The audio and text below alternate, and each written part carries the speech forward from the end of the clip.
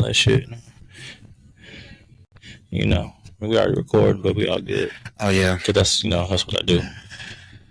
We start off like that, like this. man, I'm so ready for tonight. Oh my god, You got some shit to talk about? I do. You need some therapy tonight, bro. Man, I'm telling you, like, I've been everything now is a question. I look at movies, I listen to music, I talk to certain people, and I'm like, oh, that would be a great question for Tuesday. Like, oh, I should do that. Yeah, very, very constant content. Hell, I talked to my parents the other day, and my mom, she told me, she was like, we were talking about different stuff that's going on. She was like, you are like a master masker. I said, what? She was like, you don't never like to talk about shit. She was like, you never tell us, but when you're around us, you could be looking like you are $1 million, but alone, you're cracking like glass. And I couldn't say shit to her. I said, I said, stop being my mama. I feel like that's something we're going to have to unpack, bro. Not tonight, but that's something we're going to have to unpack when we get a chance to actually sit down. Right. That's because, Because you do it, but you don't think about it until somebody else sees it and they tell you. Yeah.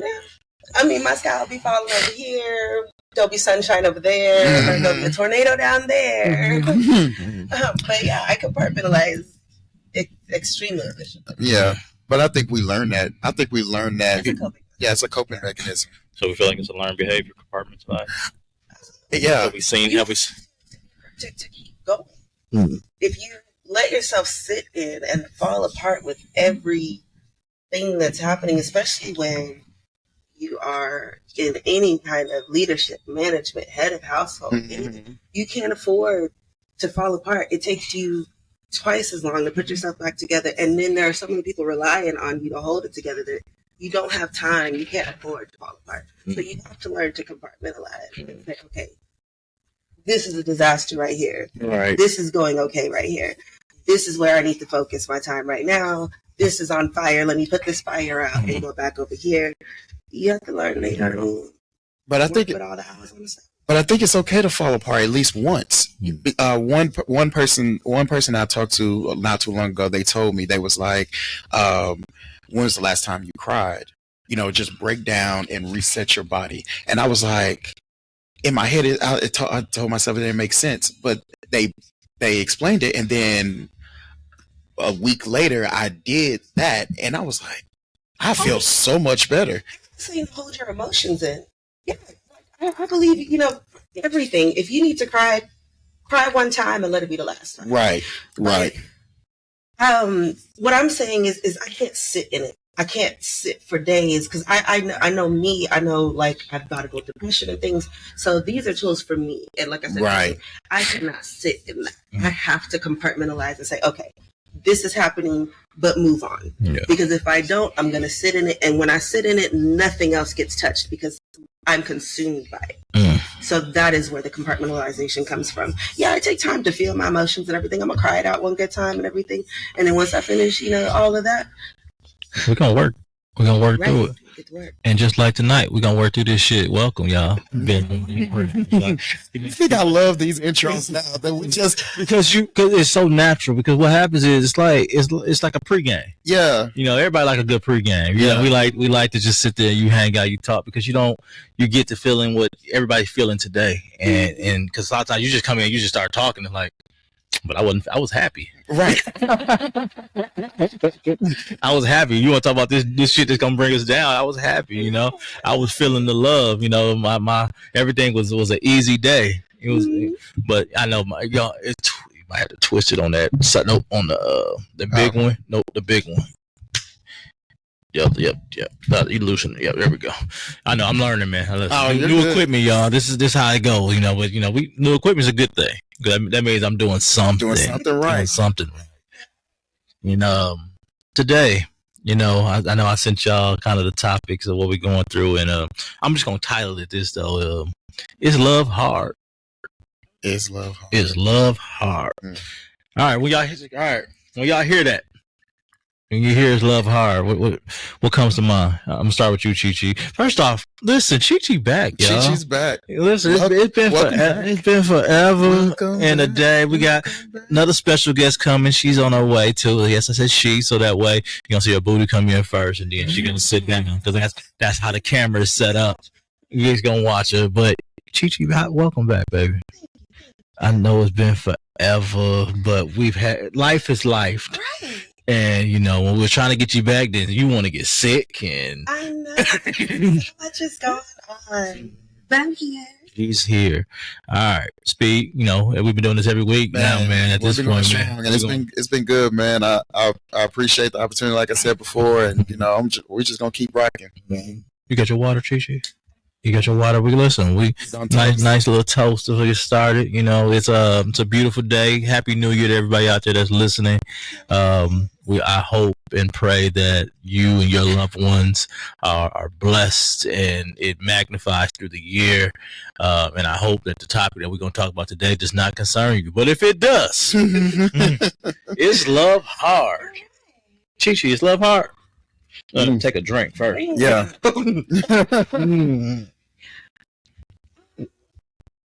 What does that phrase mean to you? Let's start there. I think, for one, it indicates that love is a choice. For something to be hard, you have to choose it. If you don't choose it, it's not hard. It's easy to let go. So I believe love is a choice. And I do believe that not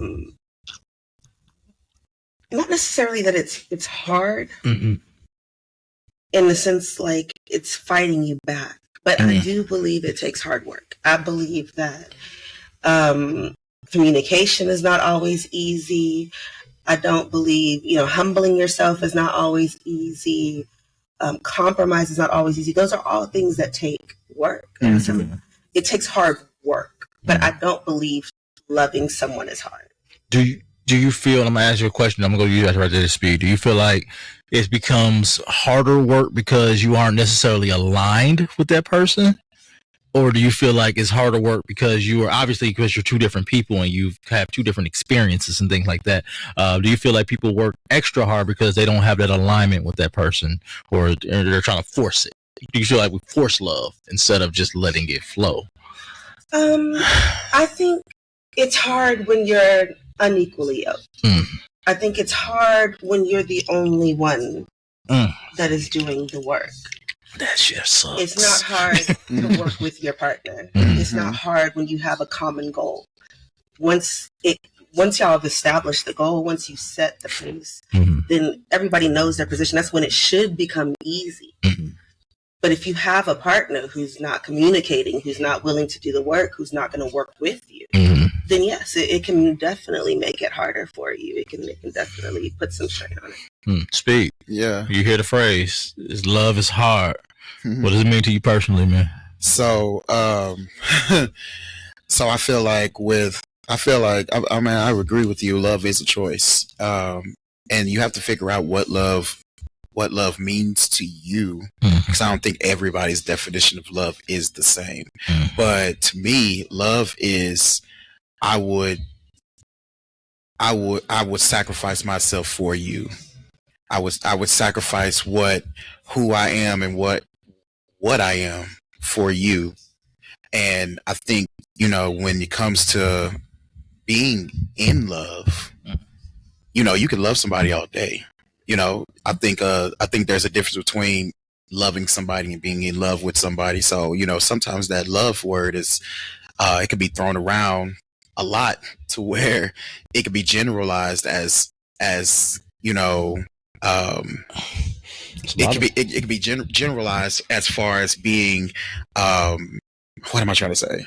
It's a lot of motherfuckers we love. Yeah, it's a lot of people that we love, but we're not in love with them. I love my parents. I'm not in love with them, but and I love my kids, but I'm not in love with them. It's levels to it. That's what good. See, yes. So, but I look at, I feel like we're building a foundation for the things that you want in a relationship. And as far as love, I don't think you necessarily have to be aligned all the way. I think of it as let's say you're building the bed. There's going to be a couple screws that don't go in there all the way, but as long as most of them screws is in there, you can. That bitch gonna eventually break. Hey, that's the thing. Hey, but see, it technically it will, but the foundation of it, if the foundation is right, you might not have no rails. You might not have the stuff up top. You might not have really nothing except for that matrix box spring and the rails at the bottom. But it still works. Just the other stuff isn't necessarily aligned or fixed inside of there. Yeah. And sometimes you have to find a way in order to make it work how you want it to work. Not how the instructions tell you to. Yeah, see, I'm not a make it work kind of girl. Baby, put my bed together. You put it together right? You want it together right? I do. I want the canopy. I want all of that. Don't make it work for me. I don't want the rails in the The duvet got to be everything got to be perfect. I want my adjustable base with the under bed light and the massage and the. You want the massage on your bed. Now how? Because see, I'm gonna ask this question about your bed. You want the massage? How intense is this massager on your bed? I'm asking for a reason. I'm gonna get to the next question right after this. It's not that intense. Just honestly absorbs a lot of the movement, so it's not that intense. What it's good for is more like circulation, things like that. It's not really body rocking. I'm gonna ask you this question because I feel like everybody here is gonna say the same thing.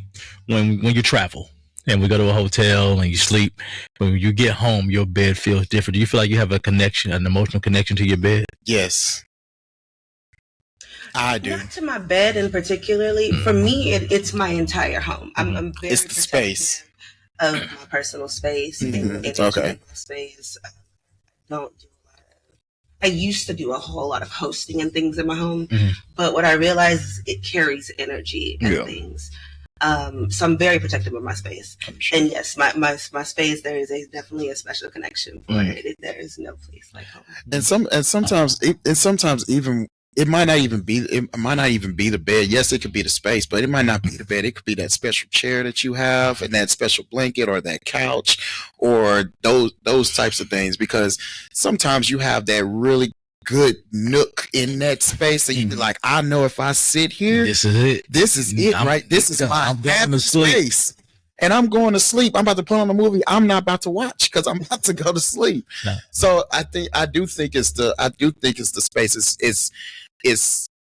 It's home, and sometimes some people's homes is not their homes. Let's so we're gonna transition that we just said into a person, into the person that you love, and to that type of connection or that intensity. Like, have you ever confused emotional intensity with emotional connection? I think emotional intensity is the level to which you feel emotional connection.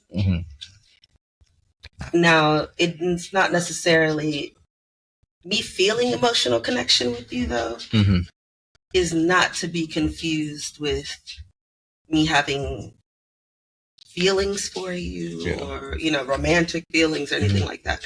That is a separate altogether. Everybody can't compartmentalize that, though. And I know that you can, and you know this. So, and because you probably have met, we've had an episode in the past. Speed, I'm telling you about this episode because you might have watched it. There was a certain gentleman who got the experience, Miss Chi-Chi, and he said to her, "Oh my God, I'm fucking Chi-Chi." Right. To her while he's fucking her. Everybody can't handle. Go ahead. I'll let you go ahead. And therein. That was she, not the little one, y'all. Yes.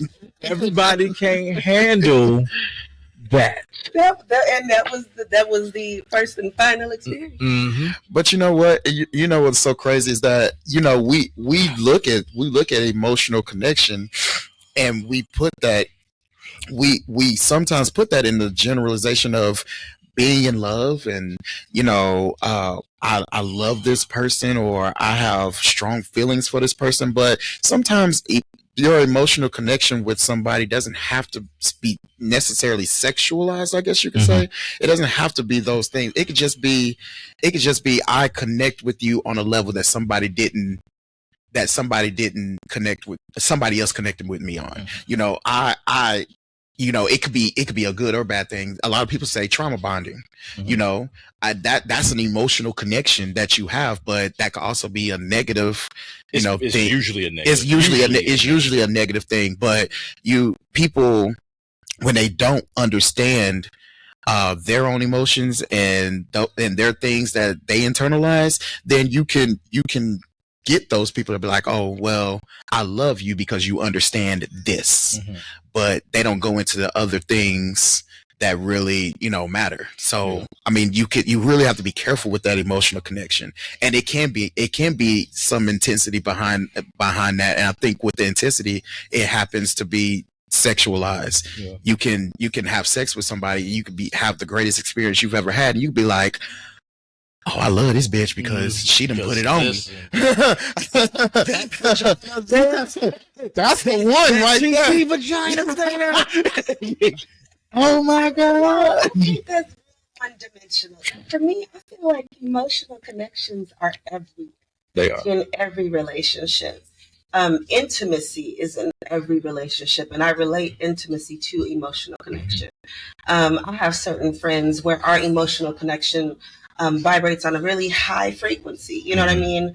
And then others where it's much, you know, lower, much calmer, and in a different place. And it's no indicator of my love for either one of them. It just happens to be the way in which we connect. Certain, you know, I have more connections with certain people than I do others. So for me, like when I think of emotional,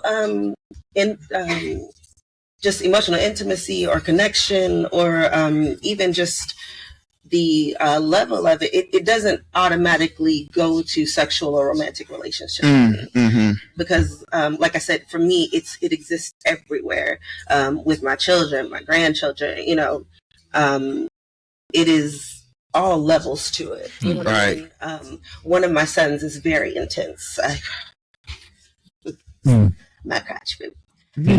So intense. And I'm talking about, he's a feeler. He's, you know, he wears his heart on his sleeve. And so his interactions with me when, you know, he's in those moments are highly intense. Right.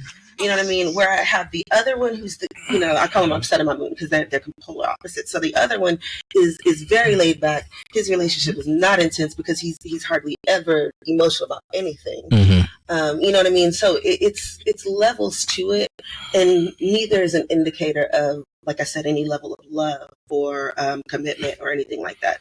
Some people you just burn hard with. Yeah, and I know as a parent, you meet them where they're at. You know, because you can't give one because if you try to be super intense with someone who's not, now he's wondering if something is wrong, or you know, Equity, yes, equality. exactly, and that's what happens a lot in relationships. And obviously, I know either whether you are necessarily poly. I know that, you know, we talked about, you know, relationship anarchy and all that stuff, and making sure, you know, having partners, not necessarily dating and things like that. But you know, I know from a polyamory standpoint where a lot of times, you know, what I give one partner, the other part, you know, this is how you know if that is yoke. Right. If that person is looking for the exact same thing that you're giving this person, this might not be the relationship that you want to be in.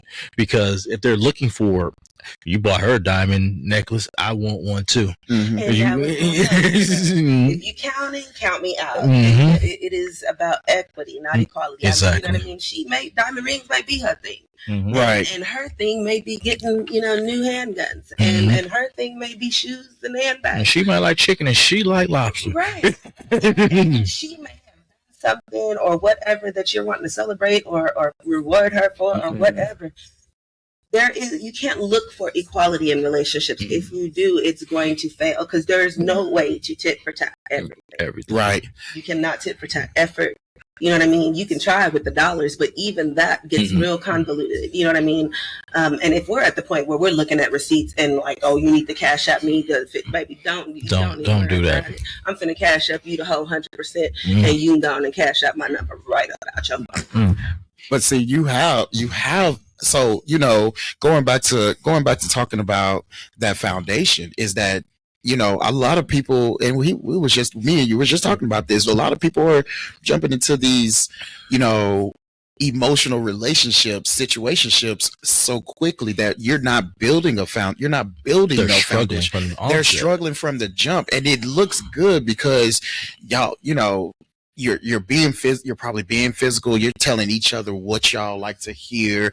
You know, you're in that impression stage, and then you say, okay, I like the things that you're doing in this matter, so I want to now commit to you saying that you are my person. But then once you get into that mode, you're looking at this person like, what happened to the person that I had before? Because now you're doing something different. You've become different when really this has been the person I've always been. You just never dug deep enough to find out that this is who I am. And that's why I can't fall in love with a person's actions. I have to fall in love with the person because I have to be committed to working through this relationship in every season of who they are, every phase of who they are, every evolution of who they are.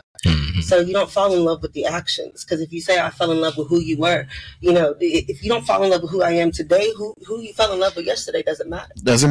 So yeah, the like Chris and I dated 6 months before we decided to make it official, to officially make it a relationship. We've been in a relationship now almost a solid year. We're just now getting out of the honeymoon phase. As much as we thought we knew where we were and what we wanted at 6 months, so much has changed since then. We have conversations constantly, over and over again, about, you know, where we are, what we want, what is comfortable, boundaries. They change constantly, you know, to the point we get tired of talking about it. Like we'll be like, you know, we're not having we're not talking about this today. We're just going to enjoy ourselves or whatever. So you have to have somebody that you're committed to working through it with. Right. And then, I mean, if you come to a point where you realize that it's not that you can't work through it with it, y'all literally just want different things. Your journey, your paths are diverging. That's when you know it's time to end it. And end it before y'all get ugly with each other, before, you know, people are doing what they want to do by themselves, and next thing you know, it's getting ugly. Learn to look at, you know, talk about your journey, talk about your path, talk about your vision, where you want to go, so that y'all are, you know, that you're aligned in where you're going. And if you're not going the same place, it's okay to say, you know what, I think you're an amazing person and I really love you, but I understand we're not on the same path. And I want you to, you know what I mean, find somebody that's wanting to walk your path with you, just like I want to find somebody who enthusiastically wants to walk my path. And sometimes things change too. I mean, I'm not gonna say you're not gonna have the same goals. I think there are gonna be they're gonna change minimum goals. I think there's gonna be major goals. But things are always gonna change. But you have to have somebody that's gonna be flexible. That's gonna, you know, okay, I might not want to do this because of this, but can we pivot to this? And then having those hard conversations and communicating is important. Here's the problem. Here's the thing. I'm not going to call it a problem, but I'm going to ask a question that comes to what you just said as well. A lot of people lose themselves trying to appease a partner. I shouldn't say appease is probably a strong word, but trying to make it work. You know, because you're like she said, like, hey, we find out we're not aligned or things aren't going well. We need to be able to split, you know. But everybody, and I know as a man, a lot of times we tend to do this where, like, even though we know something's over, we will act like everything's okay. Hold on tight to it. And so my question that I wanted to ask when it comes to this is that at what point does working through problems become emotional self-abandonment? Okay, so I'll go into that. And you know what I'm gonna do. I'll go into, you need a drink first before you. Yeah, let me. Cheers. So, so personally, me personally, I've what I've done before that I'm realizing I've done and trying to change is that I would think that I'm the reason why the relationship didn't work. So what I would do is I would go and I would take your ultimatums. I would sacrifice my time. I would sacrifice, my thoughts and these things because now I feel like I have to work twice as hard to make you happy or to make you feel better or even get us to the point where we were before so that we can be at an even playing field. Because right now I feel like you're 1 foot out the door and I don't want you to leave. So now I'm on my hands and knees, I'm begging, I'm all these things. And so now if I'm at work and I don't like to talk at work and I'm doing what I need to do, but you need me to answer this phone because you're calling me, then I'm abandoning my job. I'm abandoning my morals to not answer this phone, to answer this phone for you. And now I'm on the phone with you for an hour because I feel like you need this because I messed up. I need to do this. If I need you to know where I'm at, like I'm doing the right thing. I'm on a system to where I'm like, this is what I'm doing. I'm not doing anything wrong, but this is what I'm doing. I'm here. I'm doing this. I'll be home at this time. GPS said this time. I'm doing all these things, but I was losing myself because I wasn't getting anything in return. And I wasn't, I was still getting the problem being brought up, or if I make a quick decision to do something that person didn't like, then it's like, see, you're going back to where you were before. And now all my progress is back to square one. And so I abandoned myself on how I wanted to act, or how I feel like I should be, or just being free as a man to make this person you can happy. If that's what you felt like you did, to appease this person. So I think that sometimes we don't want to, as far as me or as men, we don't want to have those hard conversations sometimes, because sometimes we be tired of just talking about it. We're just like, okay, you talking all this, how can we fix it? How can we fix it? All right, you're telling me this is how we're going to fix it. All right, cool. Let's do it. And then we just go along with whatever, because even though we might not believe in it, we know that that's going to make you happy, so we just go along with it most of the time. I'm not going to say all men, but it's temporary happiness too, right? It is always because it's not what you really want to fucking do, not right. And if you're doing something to essentially, and I can say make this person happy, if you're doing something to appease this person emotionally, and you don't really want to fucking do it, it's going to come up, and it's going to show up, and it's going to show up, but it's going to show up in a way that you didn't expect it. And now you're like, well, I'm doing everything that you asked me to do, and she doesn't feel it. But sometimes they already gone. And you don't. I think that's one thing that people don't realize, whether you're male or female, is that when things like that happen, when somebody says, I'm either done, or I can't take this no more, or I'm on my way out, and we sometimes beg and plead for you to stay, we don't realize that you are already gone. Now, some people can come and get out of that. But a lot of people can't, because they're already planning their exit strategy. Let Chi go ahead. Chi. No, I'm sorry. My bad.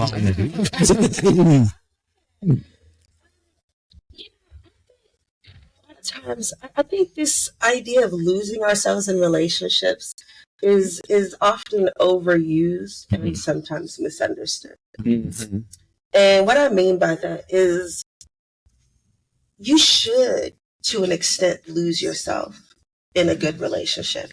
That's the key word, though. But go ahead. For me, what that looks like is, like, every day I'm losing bits and pieces of myself. I have conversations with myself. Gigi, you tripping. Gigi, why are you upset about this? And myself is, that's my genuine reactions. I may be jealous. I may be angry. I may be selfish. I may be whatever. Those are parts of myself as well. So every day I'm killing little parts of myself to work through my relationship. Sometimes that looks like compromise. Sometimes that looks like me checking myself on, what I'm asking. Sometimes I ask for things or I want things and it's a complete double standard. I acknowledge it and everything. This is just how you still ask for it though. This is how yes. And sometimes, it's cool and sometimes we have to, come back to the drawing board. But I die a little bit each day, but that's not necessarily a good thing because seeds have to die for something to grow from it. So it's not necessarily a bad thing that parts of yourself die a little bit in your relationship. But what you shouldn't have to compromise is your peace. You shouldn't have to compromise your morals. You shouldn't have to, compromise your self-worth, and things like that. Those things who are intrinsically make you who you are and, bring value. You shouldn't have to compromise those things within a relationship. If you're working with a partner or whatever, you know what I mean? Like you were talking about, even say you do make a mistake in a relationship. Both people have responsibilities in that to bring the relationship back together if they commit to staying in it. But a lot of times what happens is you have the one person who is who's basically just in a constant chase, trying to prove that I won't do this again. And, you can trust me and you're safe here and all of these different things. So, they get exhausted with trying to prove that. And the other person, wants to stay in because they don't want to feel like they're stupid. They don't want to feel embarrassed. Right. So they get stuck trying to teach you a lesson. And neither one of y'all are moving forward. You're just there making very stagnant. Yeah. So, it requires both of y'all to be willing to die a little bit.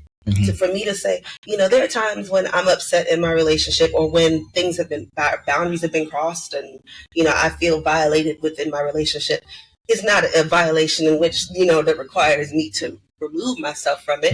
But you know what I mean? It may be a small violation or something like that of a boundary or whatever that we've set. And I have to be willing to say, you know what? I understand that you made this mistake. Matter of fact, this happened with us probably about 2 weeks ago. He crossed the boundary and I crossed the boundary. He did it after I did. I did it first. And then maybe about a week or two later, he did. And when I did, I was still angry. And I have a right to still be angry. Even though I crossed the boundary, I have a right to still be angry that he crossed the boundary. Those are your feelings. So I was angry. But in my anger, I also understood, you know what?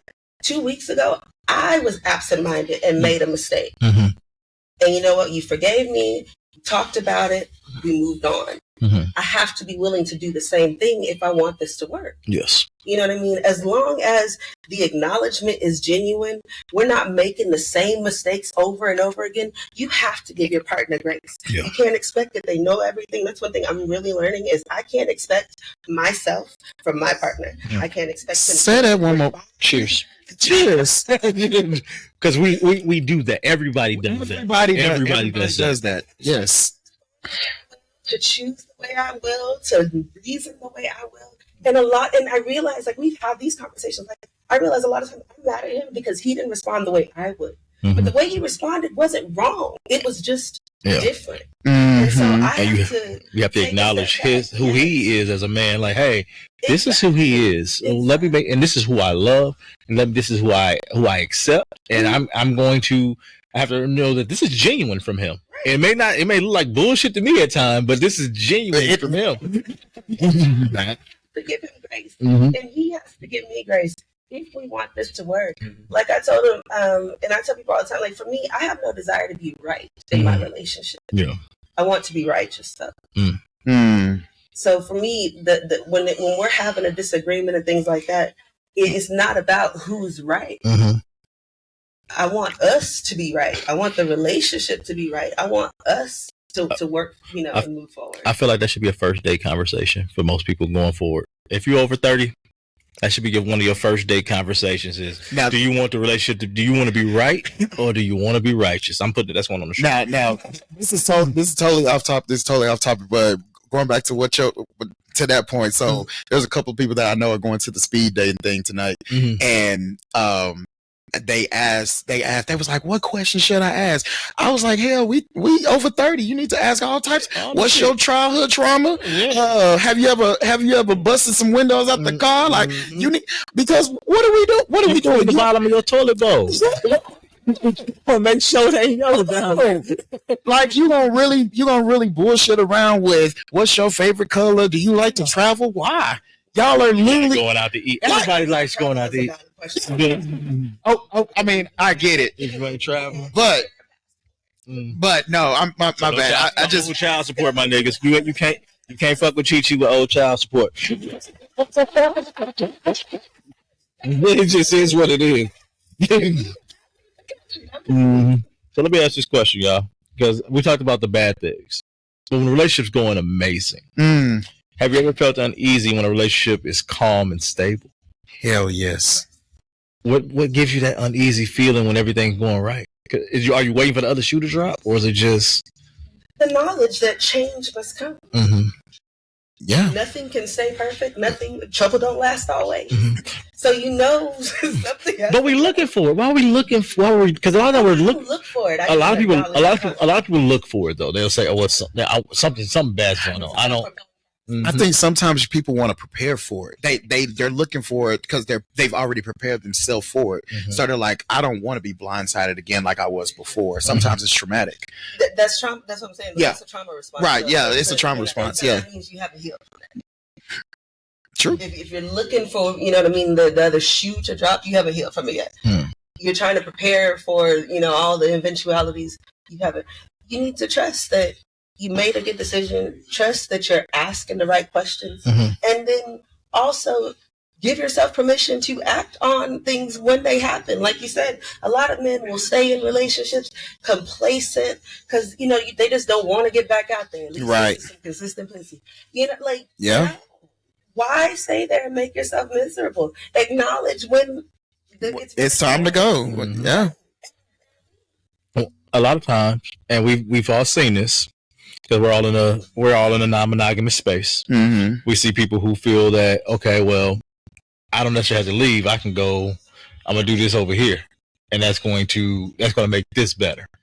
Not fucking right. It's the dumbest thing on earth to think that someone else is going to help you make your relationship better. I don't know why that's thinking, but guess what? People do that dumb shit all the fucking time. Yeah, they get into this space. So I'm gonna ask this question because does consensual non-monogamy or ethical non-monogamy reduce pressure on one partner to meet every need?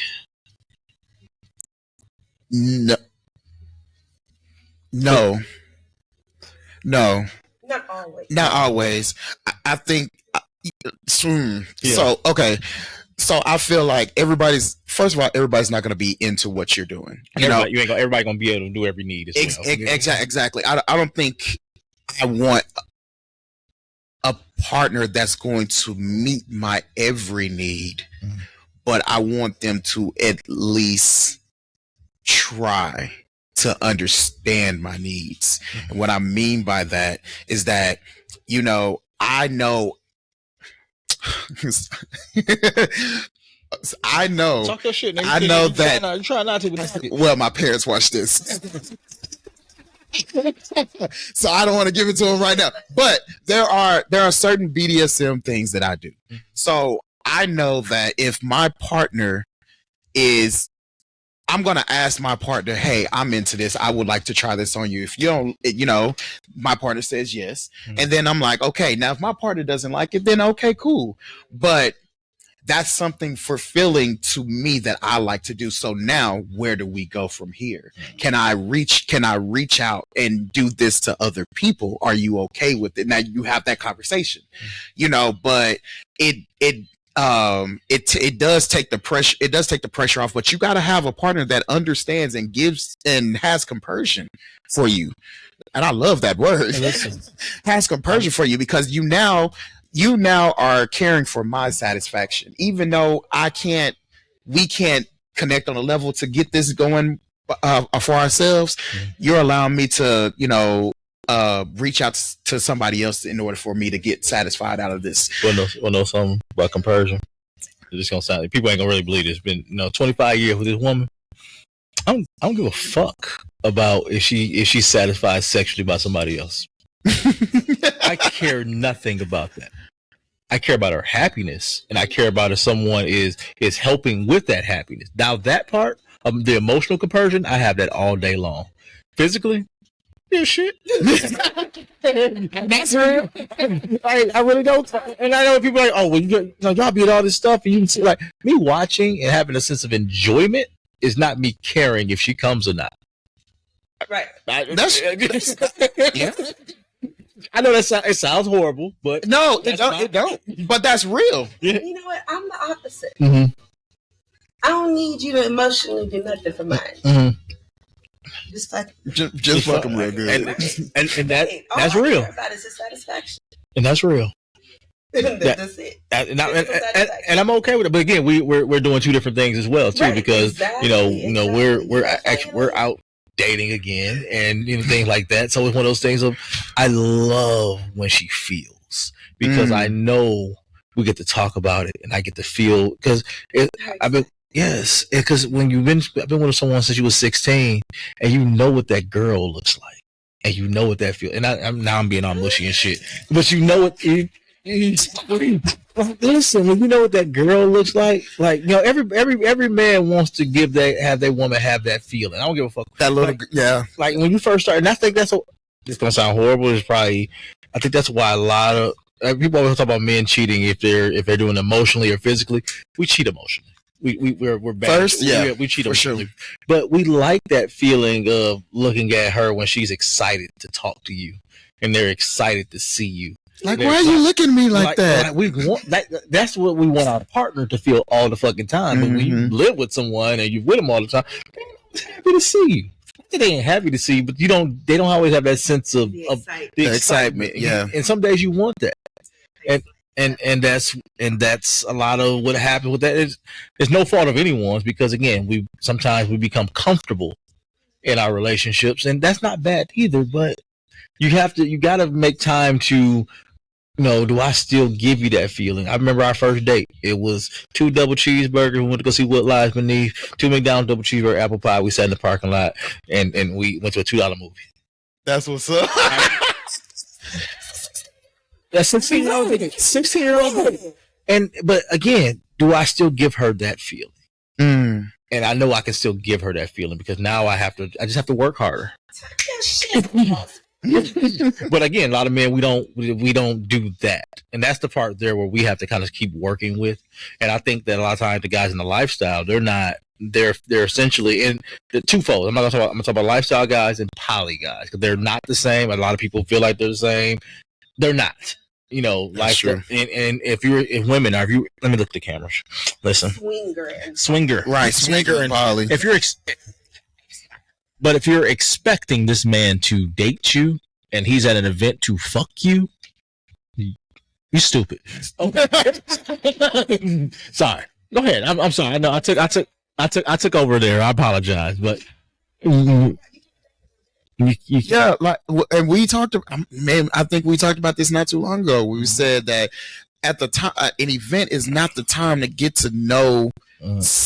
To get to know somebody on a deeper level. Now, Chi-Chi, I can see you at a party, because me and you, we've been knowing each other for a little bit. So I could sit down and talk to you. Mm-hmm. You know what I'm saying? Like, I could sit down and talk to you on some, on some whatever type shit. Mm-hmm. But I can't, if I just meet you, I mean, now I could talk to you to see how, who you are. I'm guts. So let me make sure I let you know what I'm here for. If I'm just meeting you and I'm at that type of event, but once you become familiar, it's different. I think that's what you were kind of going to. It is different, but if I see that, if I see you that you are attractive, and I'm like, oh, I think that's the flavor that I want for tonight, then I'm gonna come and talk to you.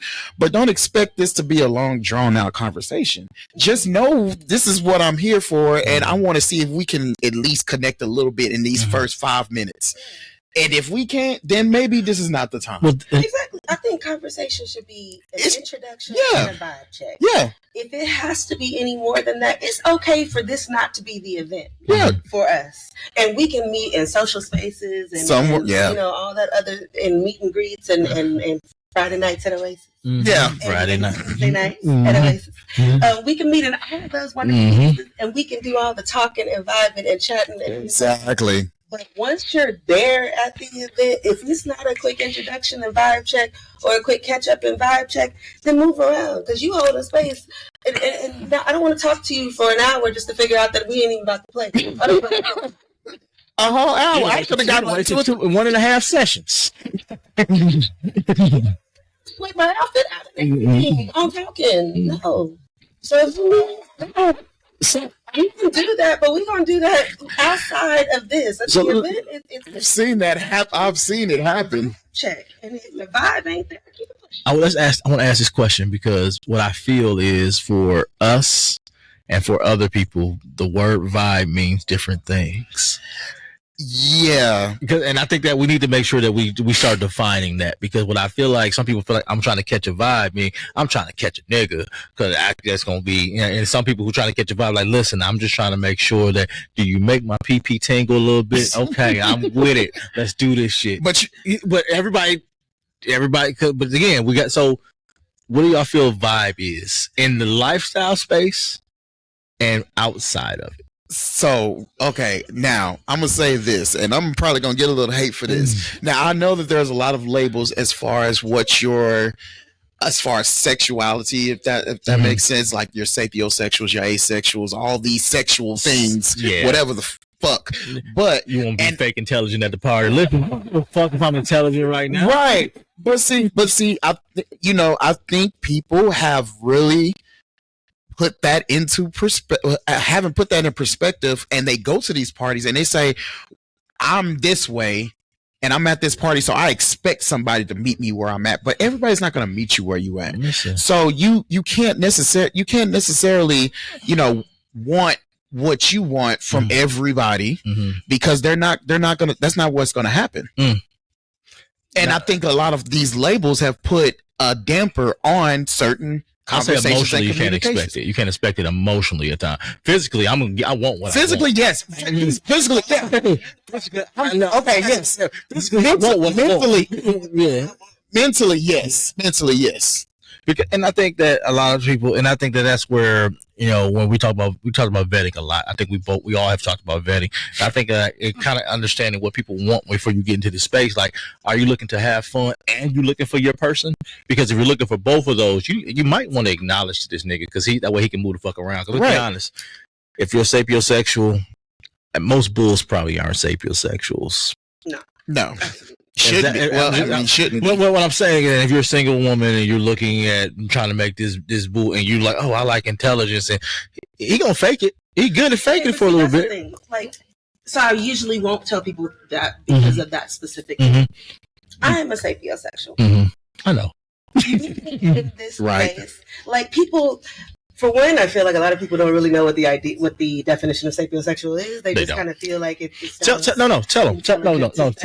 them. So we've been doing a lot of definitions here. Let's go ahead. And the word of the day is sapiosexual.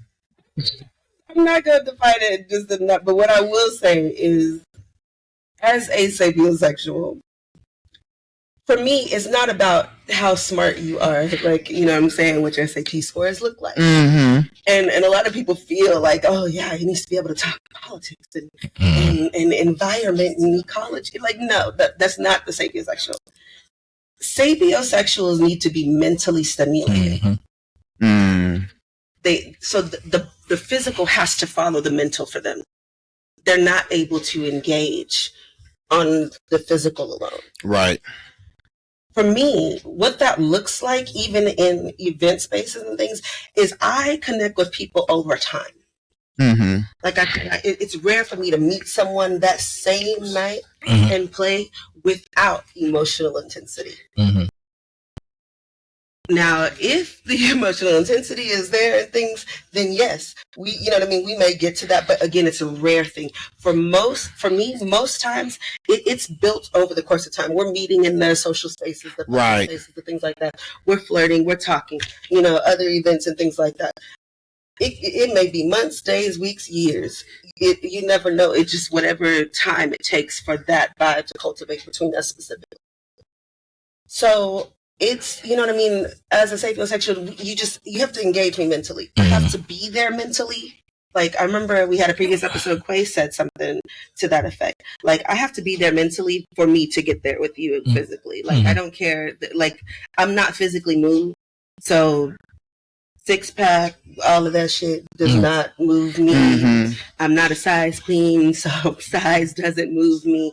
None of that moves me. You have to engage me mentally for me to get there. So, it may not happen for you. A lot of people get frustrated and they give up, and I'm perfectly okay with that. Yeah. But you said about sapiosexuals, like sometimes you don't even have to, like you said, don't have to talk about anything deep, but can you hold, if I'm talking to you and I'm firing at you, can you fire back at me and we can fire back with each other? Now, like you said, at that time, right quick. Come on in. We got your spot. It is ready. Wait, she got a coat. I know. I was expecting booty come in the camera. I made a promise and she kept my promise. Right. Quay, welcome, baby. Welcome. To walk away. You're right. How you doing, boo? Are you here? Listen, you came.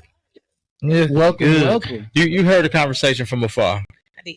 Okay, I'm gonna let Speed finish, but then we gonna come to you. Yeah, but I was just saying, like, as long as we can fire back at each other and we can have a decent conversation, you don't have to say no SAT words. You don't have to, like you said, we don't have to do no politicking or like. At the end of the day, can you just have a stimulating conversation? You know what I'm saying? And sometimes you find that little niche inside the conversation. I remember I was talking to this one chick one time. I met her the first time I ever met her.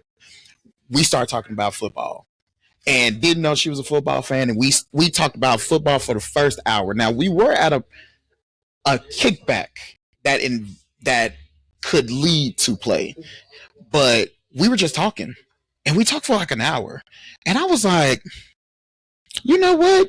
I like this. Like, thank you for, this conversation. And then later on down the line, and through the night, I was like, if it's okay, I would love to, approach you to play. But she was like, yeah, I would do it. But she was already mentally there. Like you were saying, she was mentally there because I was able to find a niche, not on purpose, but just find something that we could talk about and talk about intellectually. And so I'm guessing that's what you're saying. It doesn't have to be something serious.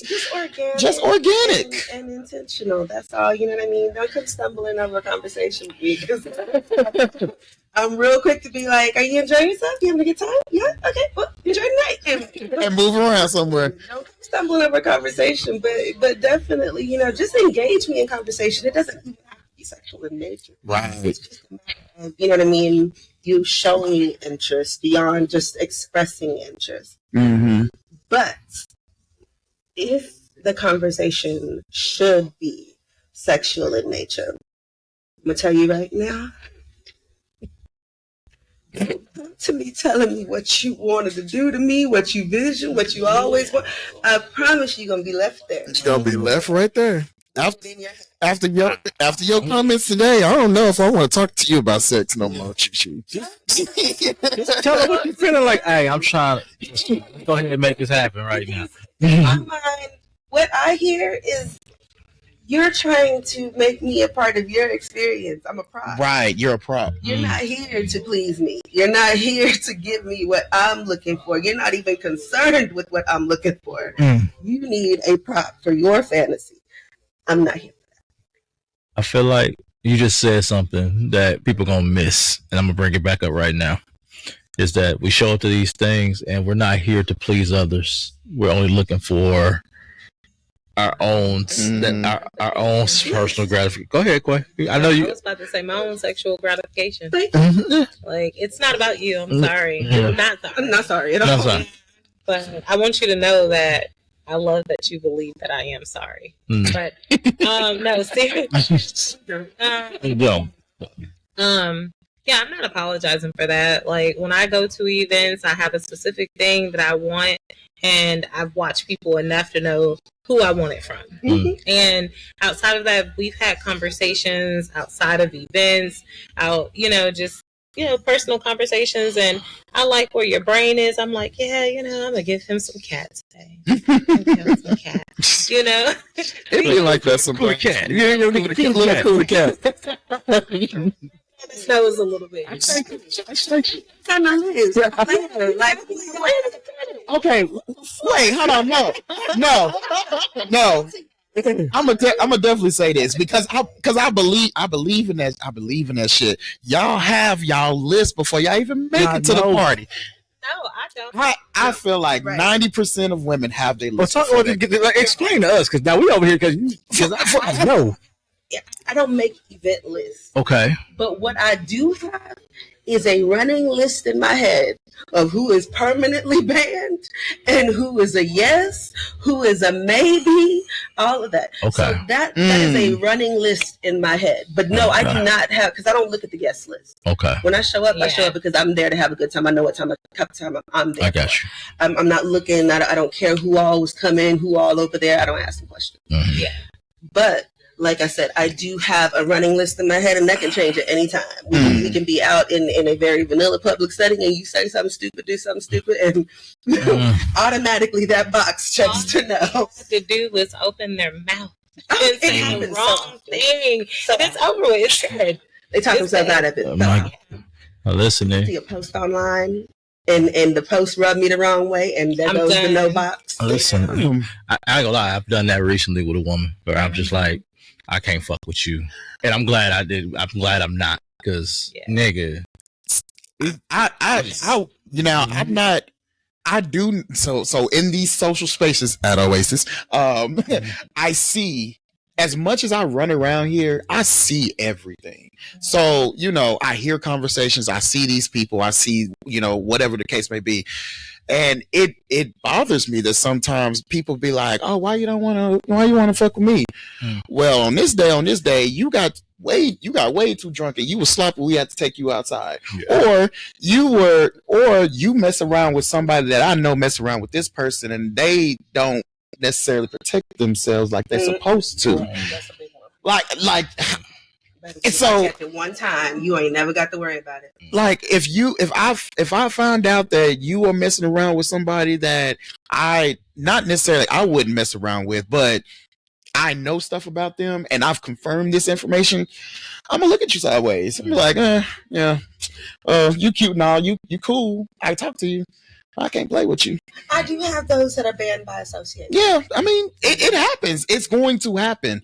But like I said, like you said, you have a running list. I don't know how you categorize all that in your brain, but I mean, they show up. She got a picture list. She got a picture list. If I know. Yeah. And and I think that's why a lot of things are important. Just the appearance, like, and fellas, I'm gonna say this to you because we've had this discussion before, and I ain't gonna beat this dead horse. But if these women come, how they're dressed, how they come, the appearance, what they put into it, the expectation is that you put something into it. Period. That's it. That's all I'm gonna say about it. That's the expectation. So let's start there, guys.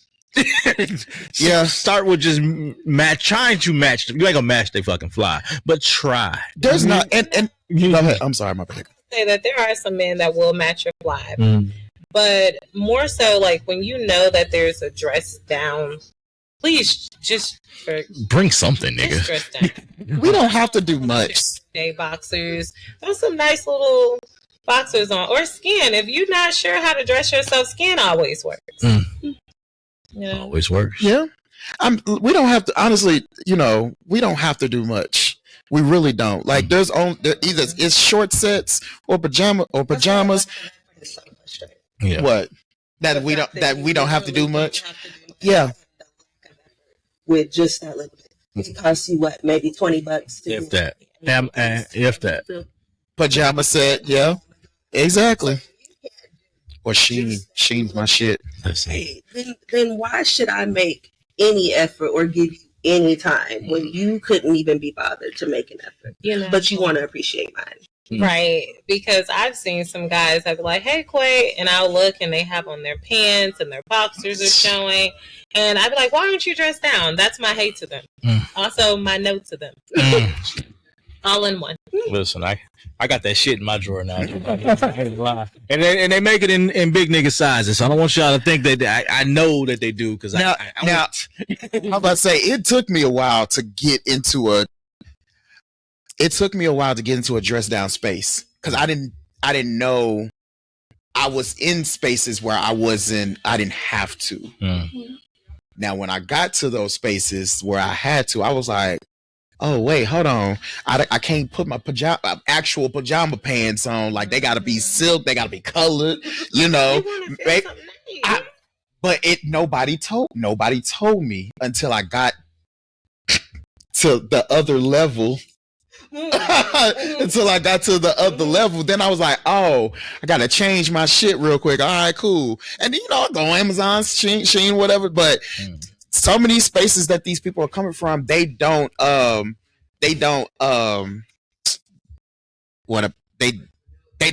or they don't have to do it. No. Yeah, it's not a requirement for them. So I'm aware of that shit. I got some stuff. Whenever Vontae party come, I got some shit.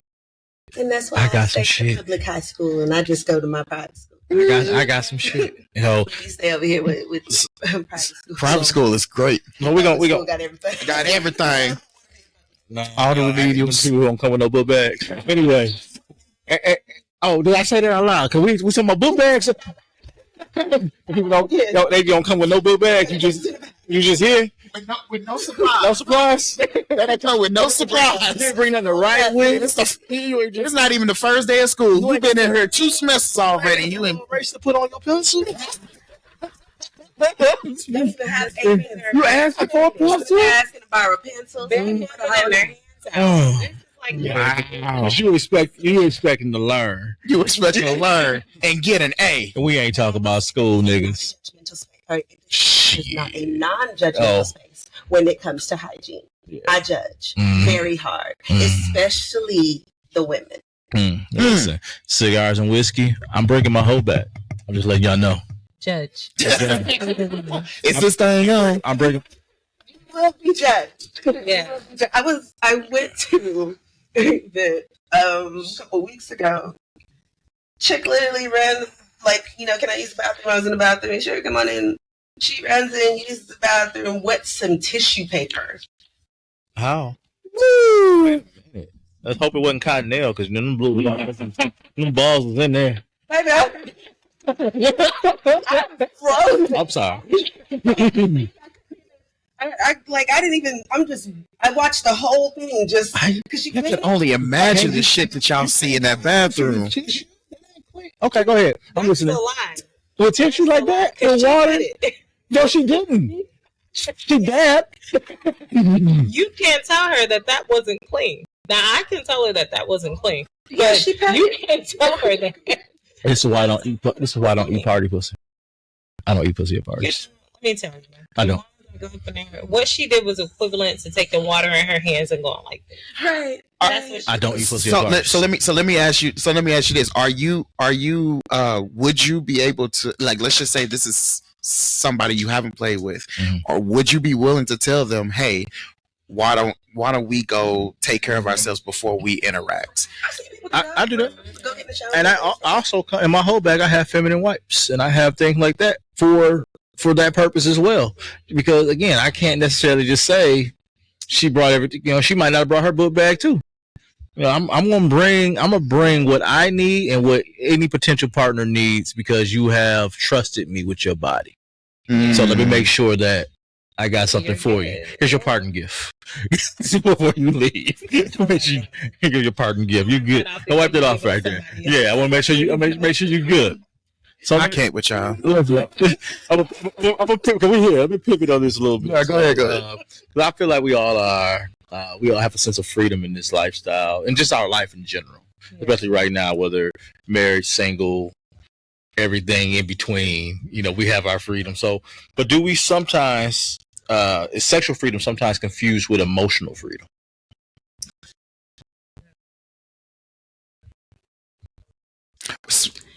Say that. Wait, say that one more time. You say it's sexual freedom sometimes confused with emotional freedom. Define it. So obviously, we all. I want to say that we probably all consider ourselves to be sexually free, and liberated and things like that. I feel a lot of times emotionally we may have, especially if you have partners, things like that. You may feel that I have to tame myself sexually because of the emotion that I have for this person here. Right. So I would say for me, I am both sexually and emotionally liberated. Okay. I don't spare people's feelings just because we're in a relationship together. And this is one thing that Taurus and we talked about before we even decided to even go down that road. I tell people I am very much so unforgiving, and I am also a selfish person, and I hold on to that. I'm a very selfish person because I come first. You don't come first. I come first. My emotional needs, my sexual needs, my physical, my spiritual, my mental, all of that comes before anybody else. So if I tell you that this is how I am, and you say, okay, I can deal with that, and then now all of a sudden I can't be myself around you, then we have an issue. Because I'm not about to be bound by your emotions. Like, I'm not about to do that. Either you're going to allow me to be as free as you met me, or either I can be as free as I was before you without you. Those are your only two options there. So we can discuss boundaries, because some people, when they get into relationships, especially being single in a lifestyle and then going to being, getting into a relationship, they feel like they can move as if they are still single. And no, that's where emotional maturity comes in, because now you're carrying someone else. Now you can still be sexually and emotionally liberated, but still that comes with responsibility. Yes. So I'm not going to sit over here and be like, oh, well, Taurus, this is how you met me, so this is how I'm going to remain. No, because I still honor my person. You know what I'm saying? Like, I still respect him. If I know that a person don't respect him, and I be like, well, damn, that dick was smacking last time I had it, I'm gonna still do it again. That's not honoring my person, because whoever that person is don't respect my partner. So why should you even have access to me? I can still be sexually liberated and free with other people, just not with that person, because now it's going to cause problems for my home. Yes. You know what I'm saying? Like, so I'm not willing to do that. But if everybody know I'm one that loves gangbangs, if I like gangbangs and you met me knowing that I like gangbangs, don't be surprised if I go get a gangbang in front of your face. If your feelings get hurt, your feelings get hurt, because I'm not in control of your feelings. But if we have a conversation prior to that and you say, hey, is this something that you're expecting to do tonight? And I'd be like, it just really depends on how the night goes, then it's a high probability there.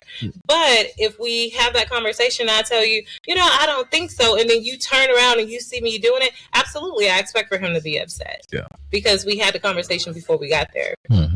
So you can still be liberated in both emotions and sexually. Yeah. So, yeah, that's just my 2 cents there. All right. Go ahead. Sir. So, so I think, if we're just talking about relationships, I think sometimes it can be confusing, because there might be something sexually that I do, like giving boyfriend dick out. Like, I feel like sometimes people see that as emotional, but this might just be how I fuck. This just might be how I do these, how I do this. I don't know. There's not a middle, for me personally, there's not a middle ground for me. Like, what I'm doing to my partner, I'm probably going to do to somebody else. But my emotional side, I'm not going to give another person my feelings or all of my emotions to this other person because I give that to my spouse. That's what separates the sexual act, I guess you could say. Yeah. So for me, I feel like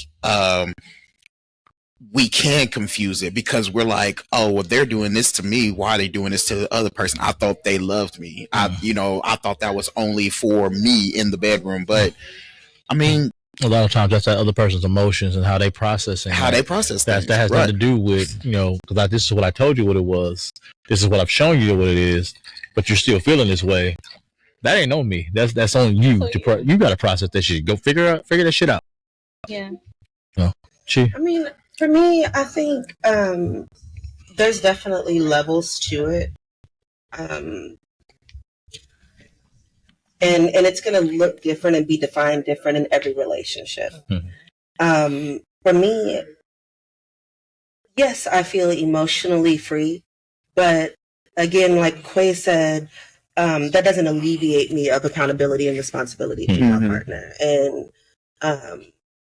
to his well-being and his peace and, the respect that's afforded him. So, I will absolutely physically pull back if I see something is going to create a problem in my relationship. Like I tell him all the time, because he's very laid back and very open. So he's always like, it's, he's on whatever I'm on and, whatever you want, baby, and things like that. You know what I mean? He has his boundaries and things, but they're not, very restrictive for me. So because he gives me that to be, like I told him, he knew when he met me, I'm a fairy. And for me to be like rules and restrictions and be under a lot of structure just feels suffocating to me. I feel like a butterfly in a jar. So he knew that about me. He understood, my free spirit. And again, like Quay, I told him up front, I'm very selfish. But even in understanding my selfishness, my desire, again, is to always be righteous in my relationship. It's for me and my partner to always be moving forward and connecting. So even in my selfishness, I still consider him. I still take into account his feelings on things, his emotions about it. He's very aware of who I was before we got together. He's aware of who I am now. And neither one of us are aware of who I will be tomorrow. So we have to be able to be in a space where we are open and can communicate. And I can tell him, without him putting his emotions into it, I can say, baby, I want to do this. He can say, yes, no, this is how I feel. This is, whatever. But he has to be able to look at it, take his emotions out of it to hear me. And then we can, discuss it and things like that. Same way I have to be able to do the same thing for him to tell me, this is what I desire. This is what I need. This is what I want. I have to be able to remove my emotions from it because he's communicating something he needs to me and be able to hear him. And then we can talk about, like Speed said, how that can work, how we can come together if we need to pivot a little bit on it or whatever the case might be. And I think that's the most important thing. It's the one piece of advice that's the only advice I give people when they ask me about a long-term relationship. I don't tell them, oh, I do this or I date her this much or I do that. It's like you have to fall in love with this person over again. And when they grow and you grow, you have to fall in love again. And when they grow again and you grow again, you have to learn to like that person too. Because if you don't, and you've grown and you've grown and now you're going to regress. And now you're going to be resentful and you're going to treat this motherfucker like shit. But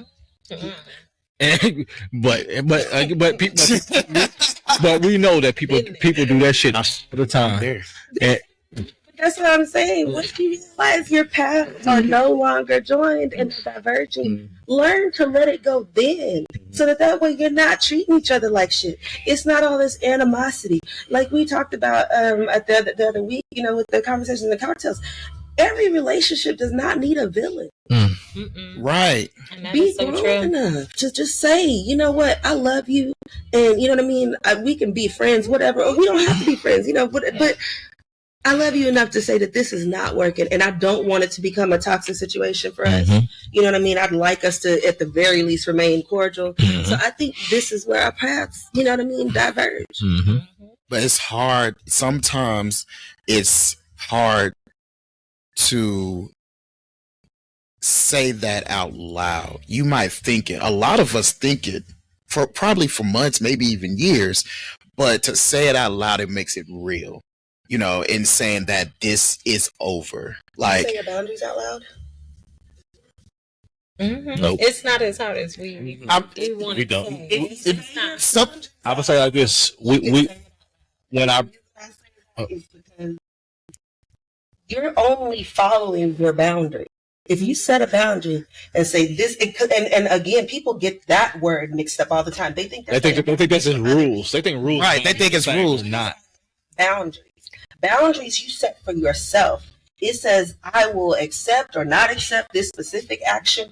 And should this action occur, this is my stance and this is what will happen. Well, a lot of people don't know their boundaries. Well, what happens with boundaries a lot of times is I may have this boundary in the beginning of a relationship, and now my boundaries change. And I haven't discussed that my boundary has changed. And that's the problem is you're not going back to the I guess negotiating table and saying, hey, I know I said this, but I feel this way now. Right. And because a lot of times what ends up happening, we take that person's choice away because we feel different and we don't do it. We don't check in. We don't check in. We're not checking in.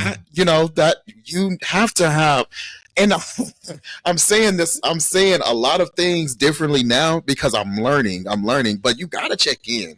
Like that's something that I personally didn't do, in all of my relationships, just checking in, hey, is everything good? How's, are we good? Like what has changed?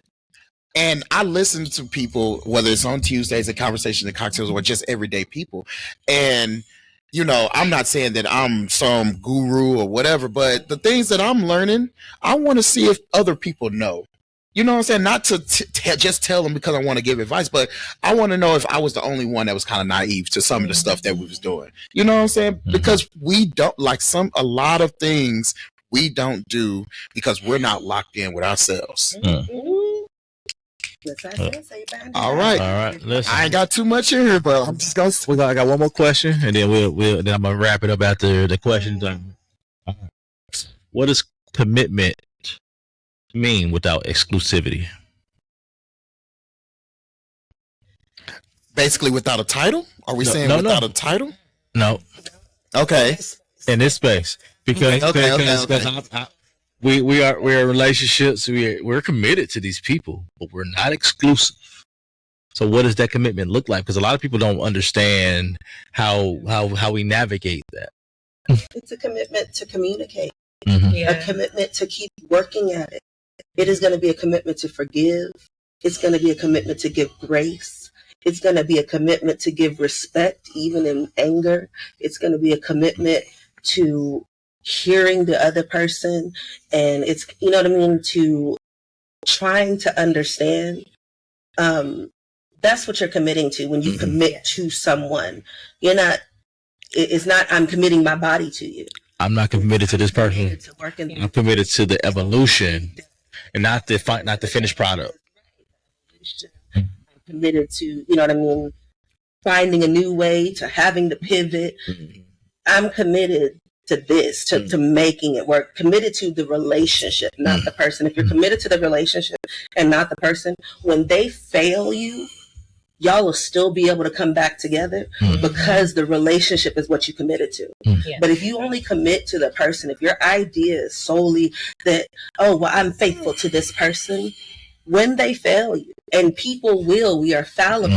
Even when you try not to, no one is perfect. So people are going to fail. When they fail you, you won't have grace to be able to forgive them. You won't be able to work through anything because you committed to that person, and that person is now no longer who you thought they were, and they failed you, so you're stuck there. But if you commit to, I'm committed to this relationship, and that's what I told Chris, like, I'm not a serial dater kind of person. You know what I mean? My last relationship ended, I was single almost 4 years before I decided to date again. And that's because I'm not quick to jump in relationships. I work on myself in between them. I evaluate, I look at it, I turn it over every which way. I don't care how the relationship ends. I never believe that it's the fault of only one person. So I always have to introspect and where did I go wrong? Even if it's, I didn't communicate a boundary. I didn't say what I needed. I didn't tell him. I expected him to read my mind. Whatever it is, I communicate, I reevaluate, and then I work on those things. Like I talk to myself throughout the day out loud. I have conversations with myself. I check myself constantly. I almost laughed, but I didn't. Like fucking shit. I'm cooking. Like I have conversations with myself in the moment. Like, you know, you trip. Like, what is this? Why are you mad? Yeah. What are you doing? Why did you do this? Why didn't you remember this? You know what I mean? Because that's what helps me get better. Yeah. You know what I mean? If all I do is acknowledge it and go on, then I'm liable to make that same mistake. You will make that same mistake. But some, You know, I feel you like you over here pondering. I'm gonna go to Quay because I feel like you just learned some shit. So I'm gonna come to you last. Definitely agree with you. I mean, it takes a lot of communication. It takes a lot of self-work and discipline inside of those relationships. And I don't believe in being committed to a person either. If I'm going to be committed to someone, it's going to be to myself because, again, I am a selfish person. But yeah, when I'm up in a relationship, it takes constant communication. We may not see eye to eye on something, but that's okay. Like, what can we do to make sure that we have a healthy balance here? You know, I make mistakes all the time. You know, tourists don't throw them up in my face, thankfully, because that probably just pissed me off. Hey. Why would you do that to me? Like, how dare you? But however, when we do have disagreements, like we just had one recently, it wasn't really big. It was just I was up in my feelings about something. But he was able to acknowledge that. He apologized and said, you know what, you're right.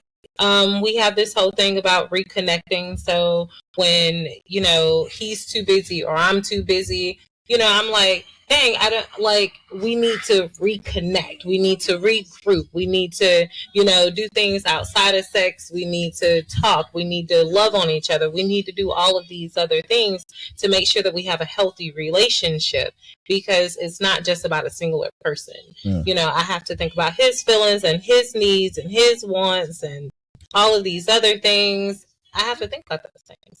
So, just quickly, I will say, like, it's really important to validate your partner's feelings. If you, even if you don't understand them, even if you don't share them, you have to validate how your partner feels. And then it's okay if you disagree on something or how to go about something, to parking lot it, put it on in the parking lot and leave it there. Don't act on it. Don't go forward with it. Leave it there. Let y'all think. Let cooler heads prevail and come back to it. And you know what I mean? I just learned this year how to validate my partner's feelings. This year, I'm like dead serious. Yeah, I'm glad that you learned that. Because and it's not even like it's something I would listen, but it's like, you know, I'm like, but what about what I'm feeling?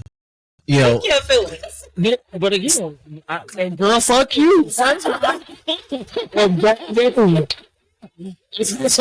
I've learned how to take steps back now in my own growth, but I think that was more personal growth that I had to do in order to do that. And I think that's the thing that we're not doing, is we're sitting here trying to fix a relationship without fixing ourselves. And it's impossible to do if I'm not willing to do the self-reflection and doing the self-work and knowing my self-worth when it comes to it. Then I cannot help this relationship move forward.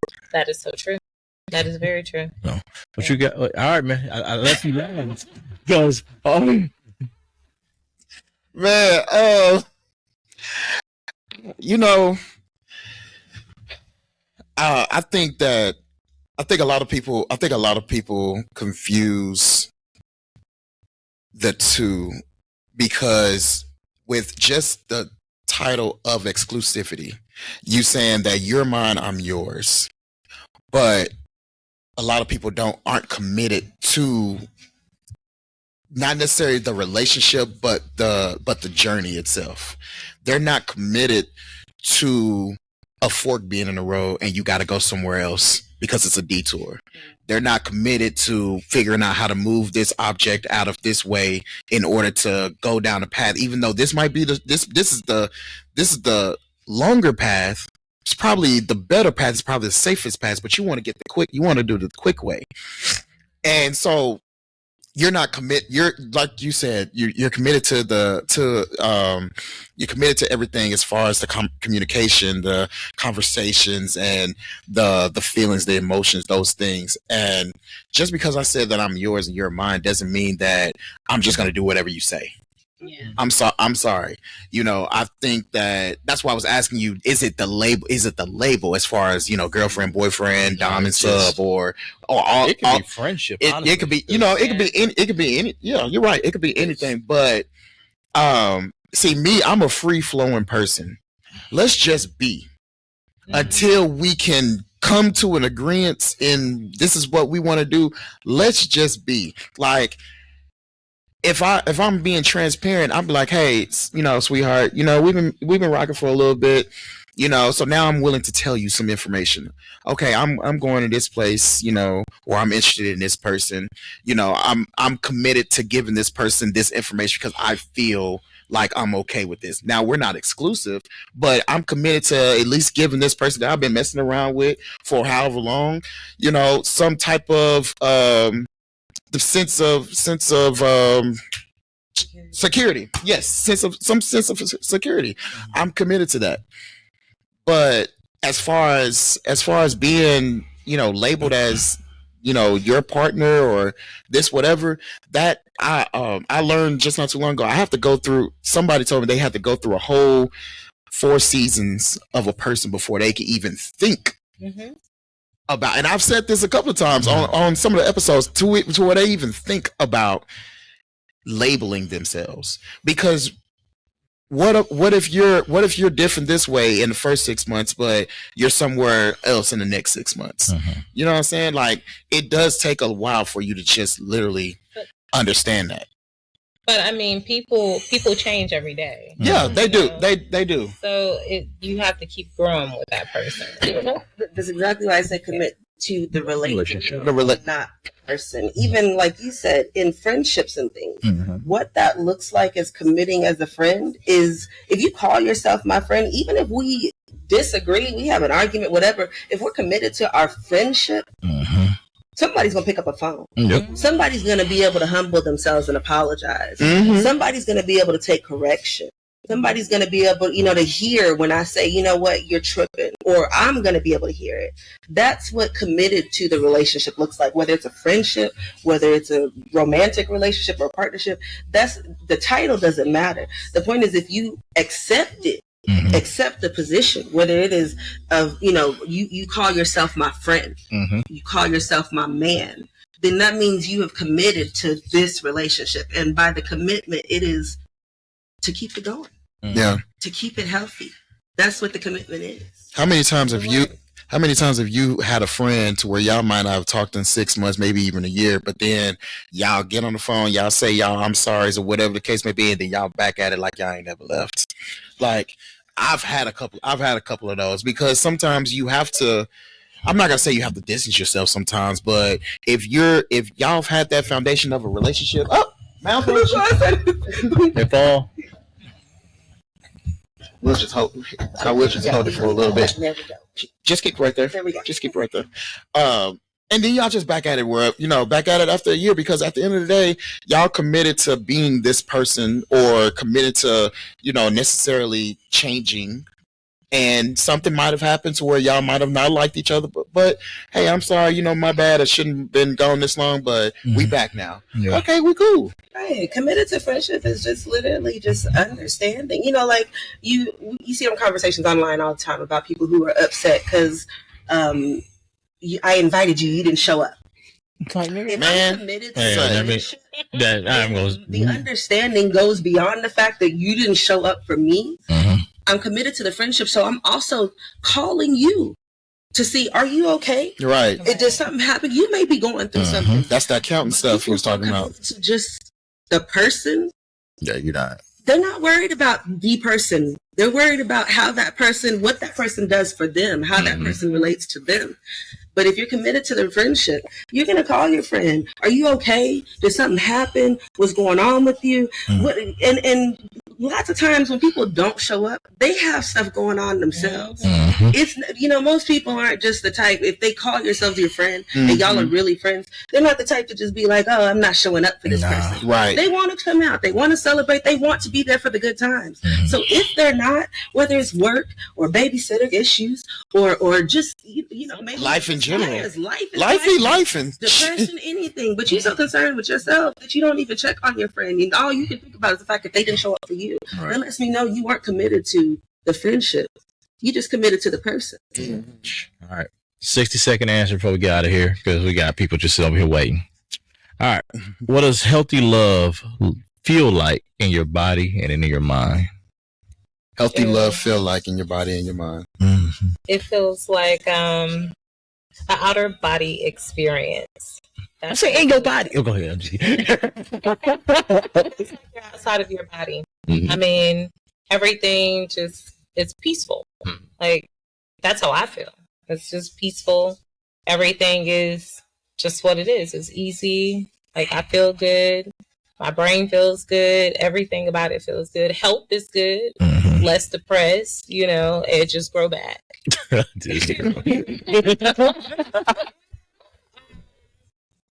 yeah, it feels good. Like, you can feel it. Your body can feel it. Your brain really can. So, yeah, it feels really good. You know the difference from when you're loved and you're appreciated from someone who just lusts for you. Yeah. Gee, oh, you? For me, it feels like peace. It feels like productivity. It feels like excitement. It feels like hope. It feels like energy. It is all encompassing. It is surprising, but I think that's the most for me. It is surprising. Every day I surprise myself, especially because I'm such a selfish person.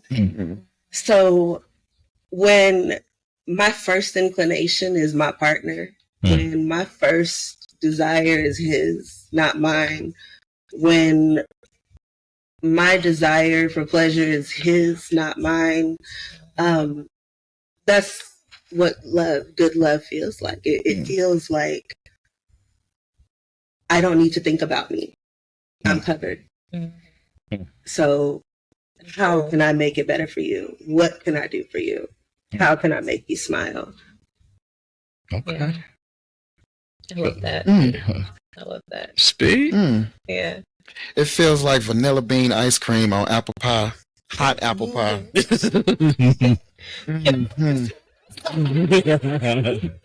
It feels like chili, some homemade chili on 30-degree weather day. It felt like, with jalapenos and some sour cream on top. Girl, shut the fuck up. To me, it just feels like, metaphorically, hopefully I would never have to do this, but I would, stepping in front of a bullet for somebody, and not having to think about it. If I have to think about it, then I don't love that person enough to put myself in harm's way, not because I'm a protector, but because I feel like I could take it regardless of any physical, mental thing. I feel like I could take it on, and I don't want my partner to take it on. Selfless. And I also am a selfish person.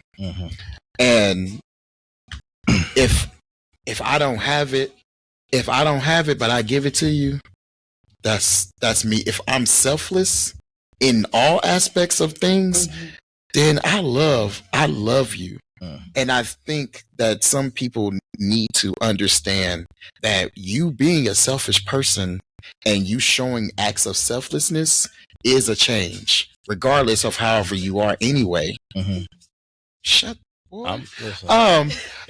You have to be able to acknowledge the change, because if you don't, some people can revert back, and you're not going to like the person that they become. All right. I'm gonna leave mine at one statement. Mine is, I've been having the best day of my life for 25 years. So that's how I feel. We're having the best day of my life for 25 years. So in other words, feel like you're at home. It feels like home every day. Best day of my life. No place like home. There's no place like home. Hey, yeah. All right, y'all. Might make that a shirt too. All right, y'all. With that, we're gonna get over here, talk a little bit, and get home. So, see y'all later. All right, y'all.